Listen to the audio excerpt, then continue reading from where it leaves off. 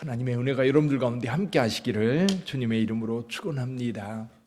이 7장에 이어서 7장에서도 고린도 교회에서 바울에게 질문을 했었습니다. 결혼에 관한 질문이었지요. 오늘은 우상 제물을 먹어도 되는지 또 먹으면 안 되는 건지 그 얘기를 오늘 질문을 했고 바울은 그 질문에 대해서 답을 주고 있습니다. 자, 우상의 제물에 대하여는 우리가 다 지식이 있는 줄로 알지만 지식은 교만하게 하며 사랑은 덕을 세운다.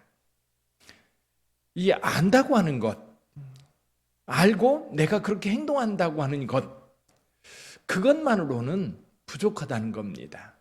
거기에는 뭐가 덧붙여져야 돼요? 사랑이라고 하는 것이 덧붙여질 때에 그 지식이 온전한 지식이 될 수 있는 거예요. 자, 상황은 이렇습니다. 고린도라고 하는 도시, 고대 도시는 다 그랬어요. 지금부터 2000년 전 고대 로마에 있는 도시들, 뭐 에베소든 여기 고린도든, 근데 도시마다 뭐가 있냐면 수호신이 있어요. 그 도시의 중심 신이 있어요. 그래서 예를 들면 에베소 같은 경우는 아데미 신이 있었고요. 아데미 신전이 있었습니다. 근데 고린도에는요, 고린도 주신이 아프로디테 신이에요. 아프로디테. 그래서 이 로마의 이름으로는 비너스 신이죠. 비너스. 그냥 헬라어로 아프로디테 신인데 미의 여신입니다. 근데 아프로디테 그 신전이 이 아래 도시에도 있었지만 거기에 가장 중요한 신전은 그 시지프산이라고 하는 큰 산이 옆에 있거든요. 예를 들면 여기 계양산처럼 바로 도시 옆에 큰 산이 하나 있습니다. 근데 그 산 꼭대기에 신전이 있어요. 그러면 이 뱃사람들이 배를 이제 항구에 대고 이제 선주라든지 선장이라든지 이런 중요한 사람들이 다 그 신전에 올라가서 제사를 드립니다. 근데 고대 신전들은요, 전부 다 뭐가 있느냐면 신전 창기들이 있었어요. 그래서 신전 축제라고 하는 것은 이 음란한 축제가 되는 겁니다. 그리고 이것이 도시까지 내려와서 도시도 이 항구 도시가 특히 음란한 도시가 되어 있었던 겁니다. 근데 여기 한 가지 더해서 이제 제물을 이제 고기를 잡아서 소나 양을 잡아가지고 제물로 드립니다. 제물로 드리면 그리고 제사에 참여했던 사람들이 거기에서 이제 펼쳐놓고 같이 그 고기를 먹습니다. 그러면 고기를 먹는다는 얘기는 뭐냐면 그 우상 제사에 참여했다는 얘기가 되는 거예요. 저 어렸을 때 저희 집에서 제사를 드렸었습니다. 그러면 명절이 되면 제사상을 차려서 제사를 드리고 나서 음복한다고 그래요. 그래서 어른들이 어린 자녀들에게도 이 조상들과 함께 한다고 술을 따라서 줍니다. 그리고 그러면서 하는 얘기가 뭐냐면 거기서 술을 배워야 한다나요?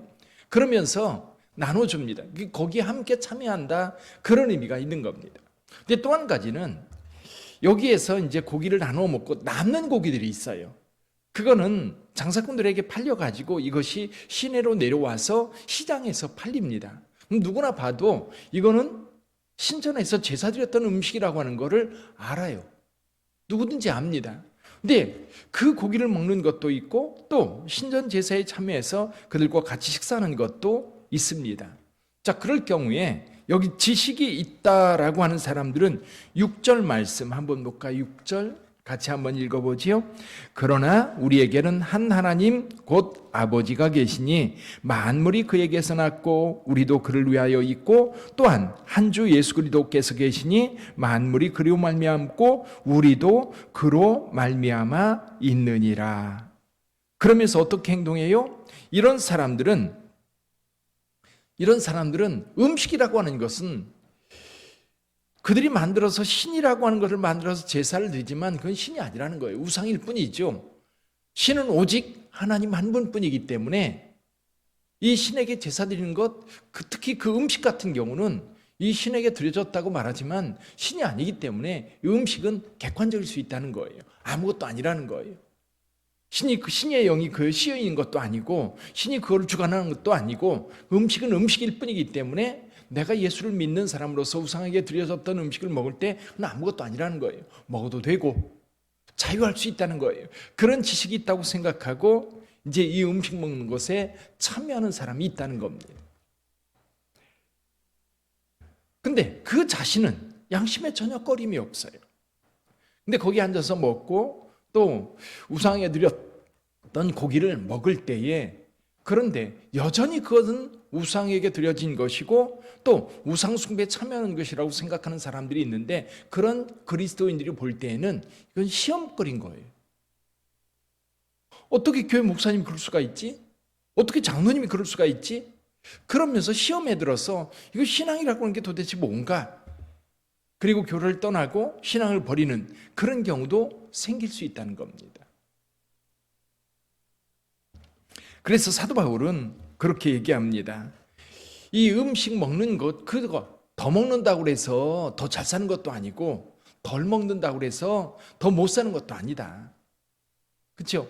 그 자리에 가서 그거 고기 한 번 더 먹는다고 해서 그에게 큰 삶에 영향을 주는 것도 아니고, 안 먹는다고 해서 그 삶에 큰 영향을 주는 것도 아니기 때문에, 내가 먹고 마시는 그것이 우리 형제들에게 시험이 되고 또 형제들에게 어려움을 줄 수 있다면 안 해도 충분하는 거예요. 근데 굳이 가서 그걸 먹으려고 하는, 자기는 지식이 있다고 생각하고 가서 그 우상숭배하는 사람들과 함께 앉아가지고 고기를 먹는 그 사람들의 행동이 너무 어리석은 거예요. 자기는 똑똑하다고 가서 앉아 있는데 미련하고 어리석은 거라는 거지. 그래서 우리가 행동할 때에 마땅히 덕을 세우는 쪽으로 행동을 해야 되는데, 자기 의를 위해서, 자기가 똑똑하다는 것을 나타내기 위해서, 특히 고린도 교회 성도들 가운데 이렇게 똑똑하다고 그러면서 문제를 만드는 사람들이 많이 있었던 겁니다. 그래서 지혜라고 하는 것, 지식이라고 하는 것은 사람을 교만하게 만들지만 사랑은 덕을 세운다라고 이야기하는 거예요. 그래서 여러분 6장 12절을 좀 한번 볼까요? 6장으로 넘어가서요. 6장 12절을 좀 한번 읽어보시죠. 같이 한번 읽어봅니다. 모든 것이 내게 가나 다 유익한 것이 아니요 모든 것이 내게 가나 내가 무엇에든지 얽매이지 아니하리라. 고린도 교회 성도들은 모든 것이 내게 가하다 라고 생각하면서 행동하는 사람들이 있었다는 거예요. 그렇지만 모든 것이 내게 가지만, 나는 가능하지만 그게 덕을 세우는 건 아닌 거예요. 그게 유익한 것도 아닌 거예요. 그럼 우리가 행동할 때에 우리의 행동을 조심해서 해야 되는 거지요. 여러분, 우리나라에 기독교가 들어왔을 때요, 여러분 교회에서 담배를 폈을까요? 안 폈을까요? 폈었어요. 처음 이렇게 담배, 술 교회에서 막지 않았습니다. 특히 담배 같은 경우는 불경이 또는 마초라고 불리면서 이 사경회를 하다가도 시간을 줬대요. 잠깐 나가서 이제 그걸 교회에서 준비했다가 나누어 주기도 했답니다. 근데 문제는 뭐냐면, 그때가 조선 말기 대한제국 시대, 그리고 이제 일제 강점기 이렇게 넘어가면서 1901년에 대한예수교 장로회에서 공개적으로 7대 강령이라고 하는 것을 발표합니다. 왜냐하면 그때 우리나라가 너무너무 힘들게 살던 때예요. 이게 이제 관리들은 완전히 백성들을 착취하는 일에 열심이었고요. 일반 백성들은 그 굶어 죽는 일이 비일비재한 그런 상황이었어요. 희망도 없고 삶에 대한 소망도 없고, 그러니까 이 젊은이들이 늘 이렇게 술에 취해 살아갔고, 그리고 늘 담배라든지 이런 도박 이런 거에 빠져서 살았던 겁니다. 그러다 보니까 그리스도인들은 이렇게 살아서는 안 되겠다. 그래서 이렇게 7대 강령이라고 하는 것을 발표했는데요. 이겁니다. 첫째, 예배 출석. 두 번째, 성수주일. 세 번째, 부모 효도. 네 번째, 일부 일처. 다섯 번째, 인가귀도. 인가귀도는 뭐냐면 가족을 그리스도에게로 인도하는 가정복음화를 이야기합니다. 여섯 번째, 근면성실. 일곱 번째, 금주금연. 교회는 이것을 지켜야 된다는 거예요. 이걸 지키지 않으면 교회에서 세례를 주지 않았어요. 직분 같은 건 말할 것도 없고요. 그래서 1914년 같은 경우는 담배를 피우는 자는 절대로 장로를 세우지 않는다, 이렇게 발표하기도 합니다. 그래서 자연스럽게 기독교인들은 술을 멀리하고 담배 멀리하고 도박 멀리하고 일부 다처 멀리하고 그러면서 세상 사람들과 달랐던 거예요. 여러분 농촌에서요. 예전에는 농한기가 되면 1년 이제 농사 지어서 쌓아놓고 뭐 했어요? 동네 사람들 모여서 늘 노름했어요. 노름. 시골마다 그랬어요. 동네마다 그랬어요. 제가 중학교 다닐 때 보니까 중학교 다니던 그 친구들도 어른들은 그쪽에 사면 얘들은 또 모여가지고 따로 노름을 하더라고요. 지네들끼리도 그런 사회 속에서 기독교인들은 그걸 안 했어요. 그걸 안 하니까 뭐예요? 술 안 먹고 담배 안 피고 도박 안 하니까 돈 안 쓰지요? 그 시간에 뭐예요? 놀아요? 산에 가서 쌀이라도 베어다가 쌀입이 만들어서 팔아요. 그러니까 기독교인들이 잘 살 수밖에 없었던 겁니다. 그때는 다 똑같았어요. 어렵게 살았어요. 그렇지만 태도가 다른 거예요.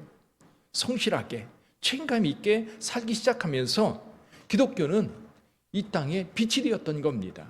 그래서 3.1운동에 사람들이 참여할 수 있었고 또 교회가 물산 장려운동이라든지 독립운동에 참여할 때에 교회가 가장 적극적으로 참여했고 또 그 모습을 보면서 많은 사람들이 교회만이 소망이 있다.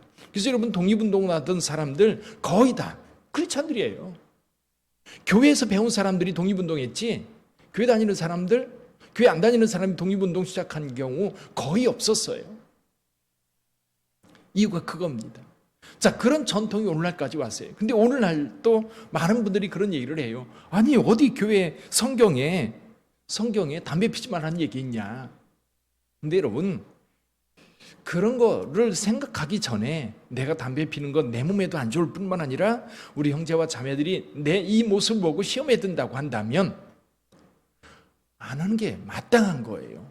안 하는 게 마땅한 거예요. 특히 우리가 경건의 삶이라고 하는 것은 여러분 내 자신을 거룩하게 지켜갈 뿐만 아니라 우리 공동체를 세우는 일에 헌신해야 되는 거예요. 근데 내가 지식이 있다고 나는 내 생각에는 이것이 옳다라고 생각하고 다른 사람이 시험에 들거나 말거나 근데 묘한 쾌감을 느끼는 거예요. 내가 이렇게 옳다고 행동하는 것에 대해서 다른 사람이 수근거리고 또 그것 때문에 시험 들고 그런 모습을 보면서도 묘하게 거기에 쾌감을 느끼는 거예요. 난 너와 다르다. 난 그래도 당신과 다르게 지식이 있다. 그렇게 생각하고 행동하는 사람들이 고린도 교회에 있었던 거예요. 그러나 여러분 오늘 우리는 술이든 담배든 아니면 마약이든 아니면 노름이든 아니면 도박이든 그 어떤 것이든지 그게 건전하지 않다고 한다면 끊는 거예요. 그리고 하나님께서 진정 우리 공동체가 세상 속에서 빛이 되려면 어떻게 해야 되는가? 그렇죠? 그래서 저와 여러분들이 사도 바울이 이야기하는 이야기를 귀 기울일 필요가 있어요. 아까 6장 12절 말씀 모든 것이 내게 가하지만 다 내게 유익한 건 아니다. 그거를 명심하시고요. 8장 제일 끝에 13절에서 바울이 한 얘기를 다시 한번 읽어보지요. 8장 13절 같이 읽어봅니다. 그러므로 만일 음식이 내 형제를 실족하게 한다면 나는 영원히 고기를 먹지 아니하여 내 형제를 실족하지 않게 하리라. 아멘. 그래요. 나는 할 수 있어요. 그렇지만 그것이 나의 행동이 나는 자유롭고 나는 할 수 있다고 생각해서 했는데 그것 때문에 우리 형제들이 시험을 당한다면 또 실족해서 교회를 떠난다면 믿음에서 떠날 그럴 가능성이 있다면 나는 영원히 고기를 먹지 않겠다. 잘 우리가 그 마음이 좀 있었으면 좋겠어요. 그 마음.